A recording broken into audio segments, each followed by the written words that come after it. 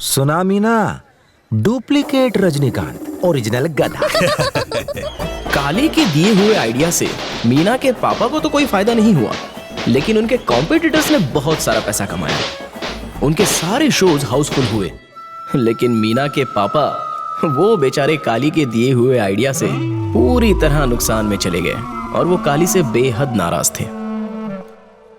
सेठ जी, इस दिवाली में आपकी किस्मत में ही दिवाला लिखा हुआ था। कोई भी पिक्चर लगाते सो जाती। अबे चुप, गधा, बेवकूफ। मालिक ये पिक्चर बहुत ही हिट जाएगी। यह एक भी दर्शक दिखाई नहीं दिया है। तेरी वजह से मेरा भट्टा बैठ गया। काली, तेरा दिमाग हो गया खाली। अगर मैं तेरी बात सुनता रहा तो मेरा बिजनेस भी खाली। अब फिर से मुझे टिकट ब्लैक करनी पड़ेगी मेरे भाई। बेटा मुतू, आज से इस थिएटर की जिम्मेदारी तुम पर है बेटा। कौन सी फिल्म यहाँ लगेगी, कौन सी फिल्म नहीं लगेगी, इसका फैसला मुत्तू ही करेगा रे। आज से तुम्हारे किसी भी फैसले में ये तो दखल दे ही नहीं सकता, खुद मैं भी नहीं। आज से तुम मेरे इस थिएटर के मैनेजर हो। ये मेरा फैसला है। और कालिया, तू तो अब क्या है? अब कोई ठेला लगाकर उस पर मेंदू बड़ा बना। अरे भाई, तुम 15 साल पहले इसी के लिए तो आए थे। कम से कम वो तो अब ठीक से बनाना। चले निकल। लगता है सेठ जी को फूड पॉइजन हो गया है। हम जाके बात करता हूँ। मुत्तू, एक ना एक दिन पुराना जाता और नया आता है। आज हम जा रहा हूँ।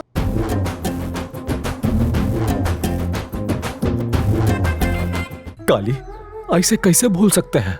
एक बार लंगोटी पहना भूल जाएंगे, लेकिन आपको कैसे भूलेंगे भैया? बेटा मुत्तू, क्या हुआ? हमने आँख खोलते ही इसका ढक्कन काहे खोला? तुम्हारी मैनेजर की नौकरी जो चली गई, उसी का काम गलत करने के लिए। हमारा बेटा मुत्तू मैनेजर बन गया है। हमारा दिल को खुशी हो रहा है। मैनेजर के लिए 15 साल मेहनत किया।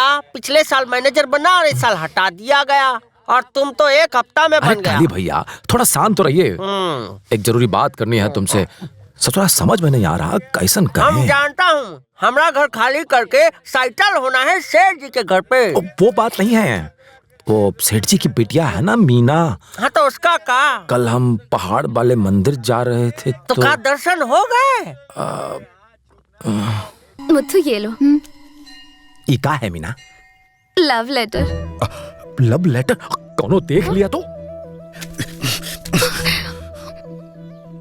मेरे प्यारे मुत्तू, खत में लिखा हर एक शब्द मेरे प्यार का रो रो कर इजहार कर रहा है। मुझे घुमा फिरा के बात करनी नहीं आती। मुझे तुम बहुत पसंद हो। तुम्हारे बिना नहीं जी सकती। अगर शादी करूंगी तो सिर्फ तुमसे। मुझे तो तुमसे उसी दिन प्यार हो गया था जब उस दिन मैंने गलती से तुम पर स्याही फेंकी। तुम्हारा स्वभाव मुझे बहुत पसंद आया, और कॉलेज में जब मैं बेहोश हो गई तुम मुझे उठाकर हॉस्पिटल ले गए। और हाँ, सबसे बड़ी बात, तुम इडली के साथ भुना हुआ चिकन भी लेकर आए थे, जो मेरा फेवरेट है। वो पल मैं कभी भूल नहीं सकती। क्या तुम मुझसे शादी करोगे? मैं तुम्हारे जवाब का इंतजार करूंगी। और हाँ, प्लीज ना मत भूलना। ये आप क्या कह रही हैं? ये तो असंभव है। हम रामास्वामी जी को धोखा नहीं दे सकते हैं। हाँ, ये बताओ, अगर मैं रामास्वामी की बेटी नहीं होती तो क्या तुम मुझे मना कर देते? तब तो तुम मुझसे प्यार करते ना। मैं जानती हूँ कि तुम भी मुझसे प्यार करते हो। कल दोपहर ठीक 12 बजे मैं तुम्हें आखिरी बार फोन करूंगी।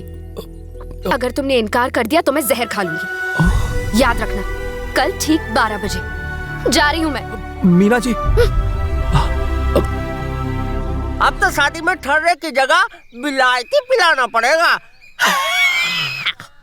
सेठ जी के असली खजाने पे डाका डाले हो। चुप रहो, तुम्हें मजाक सूझ रहा है। अगर हमने उसके प्यार का तोहफा कबूल नहीं किया तो वो महंगा वाला जहर पी के अपनी जान दे देगी। हम आज तक किसी की जान नहीं लिए हैं, समझ नहीं आ रहा अब हम क्या करें।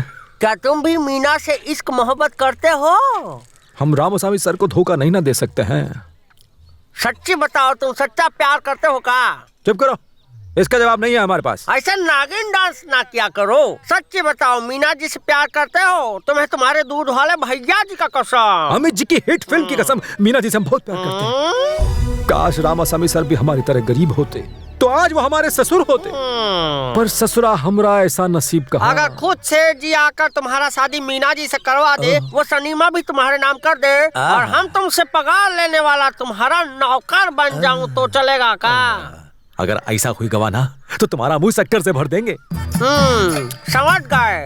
तुम्हारे साथ वैसा ही होगा जैसा अभी हमने बात किया हूँ। तू हमारा सच्चा यार है।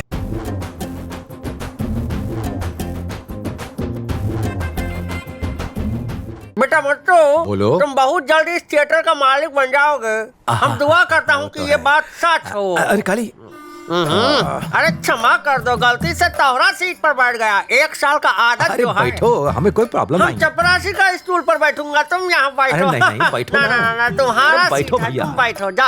हाँ, अच्छा। बहुत बड़का आदमी बन गए हो।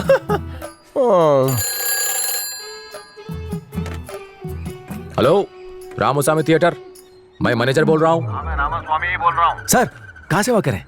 मैंने रजनीकांत जी की नई फिल्म का पैसा दे दिया है। अच्छा। तुम खुश हो ना? खुश हैं, बहुत खुश हैं। सर, आप वहाँ से कभी निकलेंगे? बस अब निकल रहा हूँ और कल सुबह तक पहुँच जाऊंगा। ठीक है। तुम थिएटर का ध्यान रखना। जी सर। कौन बकवास कर रहा था? अरे सेठ जी थे, हमने उनसे रजनीकांत की फिल्म लगाने कहा था, बस वही लेने शहर गए हैं। कार से आ रहे हैं तो जल्दी आ जाएंगे। बेटी के साथ बाप भी तुमसे प्यार करने लगा है। काली, हाँ, ये सब कुछ हमें तुम्हारी वजह से मिला है। हम तुम्हें बहुत प्यार करते हैं। क्या हुआ?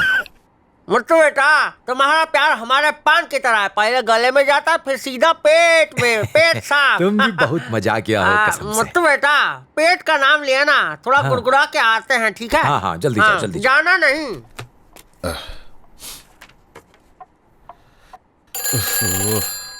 वो तो बोली थी कि वो 12 बजे फोन करेगी। ये 10 मिनट पहले कैसे फोन आ गया?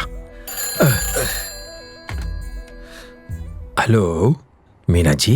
आप रामास्वामी थिएटर से बोल रहे हैं क्या? हाँ बिल्कुल, वहीं से बोल रहे हैं। मैं सिटी हॉस्पिटल से बोल रहा हूँ। क्या आप बोलिए। मैनेजर मुथु कृष्ण बोल रहे हैं? हाँ, मैनेजर ही बोल रहा हूँ। क्या TMC 237 कॉन्टेसा आपके मालिक की गाड़ी है? हाँ जी।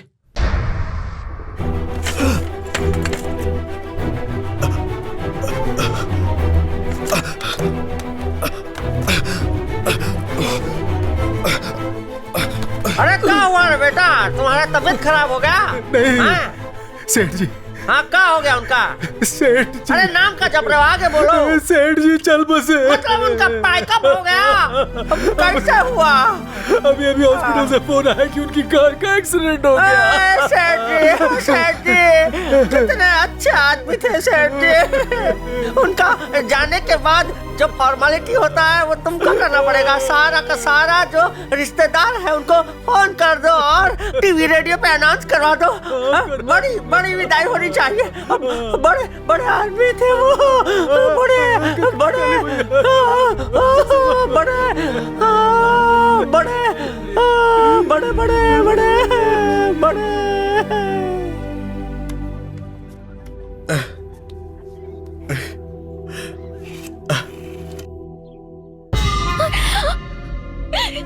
पापा,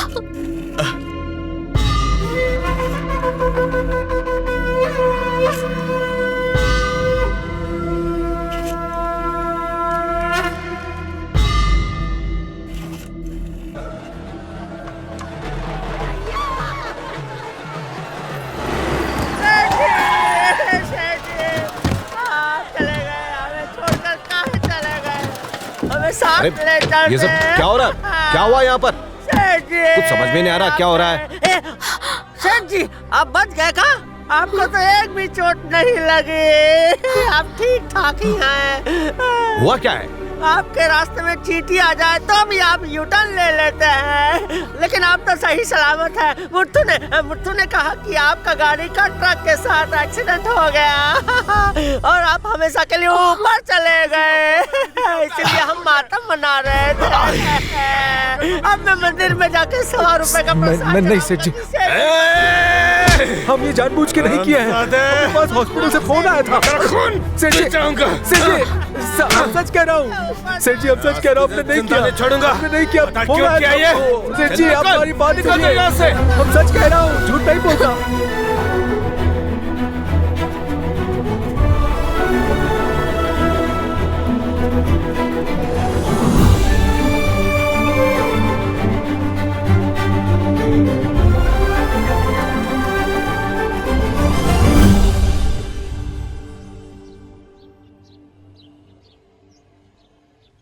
क्योंकि मैंने उस आदमी की बेटी से प्यार किया जिसने मुझे नौकरी दी। मैंने अपने प्यार को त्याग दिया, लेकिन उसने किसी की गलतफहमी की वजह से सारी दुनिया के सामने मेरी दिल खोल के बेइज्जती की, और मैं किसी के सामने मुंह दिखाने लायक भी नहीं रहा।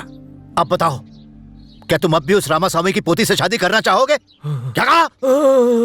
बेवकूफ कहीं का।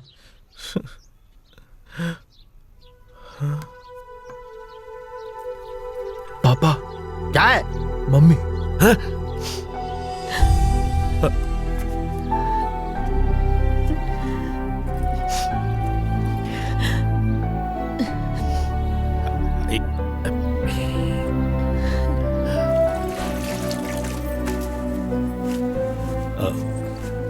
मीनाक्षी, मुझे मीना के बारे में तुम्हें पहले ही बता देना चाहिए। ये मेरी गलती है कि नहीं बताया। ये बात नहीं है कि मैंने पहले कभी ये बात बताने की कोशिश नहीं की, लेकिन अपने अतीत की गुजरी बातों से हमारे खुशियों से भरे इस वर्तमान को मैं हरगिज भी खोना नहीं चाहता था। अरे सुनो तो मीनाक्षी, मैं बिल्कुल सच कह रहा हूँ। मीना मुझसे प्यार करती थी और मुझसे हर हाल में शादी करना चाहती थी, लेकिन मैंने कभी भी उसे उस नजर से नहीं देखा। मेरी बात का विश्वास करो। देखो मीनाक्षी, मेरी बात समझने की कोशिश करो, प्लीज गुस्सा मत हो। स्वामी, मैं उस लड़की वाली बात के लिए गुस्सा नहीं हूँ। अब इन बातों से क्या फर्क पड़ता है? आपकी मूछें और गाल पर डिम्पल की वजह से किसी भी लड़की का दिल फिसल सकता है। मेरा भी दिल फिसला और मैंने आपसे शादी की, लेकिन उस कमीने रामस्वामी ने आपकी इंसल्ट की और आप बिना कुछ जवाब दिए वहाँ से चले आए। ऊपर से इतने सालों तक आपने मुझसे ये बात छुपा कर रखी। अंदर से आप इतने दुखी थे और मैं आपके लिए कुछ भी नहीं कर पाई। स्वामी, मुझे तो उस खड़ूस बुढ़े पर गुस्सा आ रहा है। अगर उसके परिवार का कोई आदमी मेरे हाथ लग जाए तो उसे निचोड़ कर उसकी सारी अकड़ निकाल दूंगी और फिर रस्सी पर टांग दूंगी। राजा!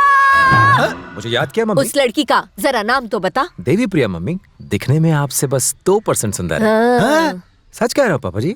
राजा, मेरी बात कान खोलकर सुन ले। वही लड़की इस घर की बहू बनेगी और उसके बाप को इनके सामने सिर झुकाकर माफी मांगनी होगी। चुप रहिए। उन लोगों ने इनकी इंसल्ट की, अब हम उनकी करेंगे। जिंदगी में तेरी कोई बात नहीं मानी होगी माँ, पर न जाने क्यों अंदर से आज ये बात मानने का बड़ा दिल कर रहा है। आप शादी की तैयारियां शुरू कीजिए, मैं आपकी बहू को लेकर आता हूँ। मुझे आशीर्वाद दीजिए जल्दी माँ। दूल्हा बनो।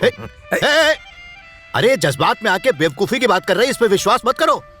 मेरी बेइज्जती करने वाले परिवार से तुम कोई रिश्ता नहीं रख सकते। तुम वहां नहीं जाओगे। Mummy, I am very sorry पापा, मैं माँ की बात को नहीं टाल सकता। एक्चुअली शास्त्रों में भी तो ये लिखा है कि ममता के हाथों मजबूर हूँ। क्यों इनसे बहस करके वक्त जाया कर रहा है? मैं राजी हूँ तो तू पापा से क्यों डरता है? अब खड़ा क्या है? जा ना, जा।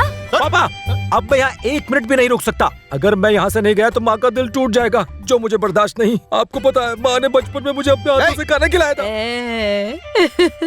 Sir good morning sir. नमस्ते झिंगुर। मैनेजर, मैडम दोपहर के समय किसी को अंदर अलाउ नहीं करती है, पर इस वॉचमैन ने तुम्हें ऐसे सैल्यूट किया जैसे तुम कोई पुलिस कमिश्नर हो। जो आदमी पैसे या पावर से नहीं जगता, वो कादर भाई की बिरयानी का गुलाम हो जाता है। कादर भाई की बिरयानी बिरयानी नहीं, वो एक ऐसी तावीज है जिसके भी हाथ में बन जाए ना, वो उनके पैरों में गिर जाता है। वॉचमैन ने सलाम क्यों मारा? क्योंकि मैंने उसे कादर भाई की बिरयानी खिलाई थी। अब वो देख। नमस्ते जी, कैसे हैं? तुझे देख के दिन खराब हो गया। भैया,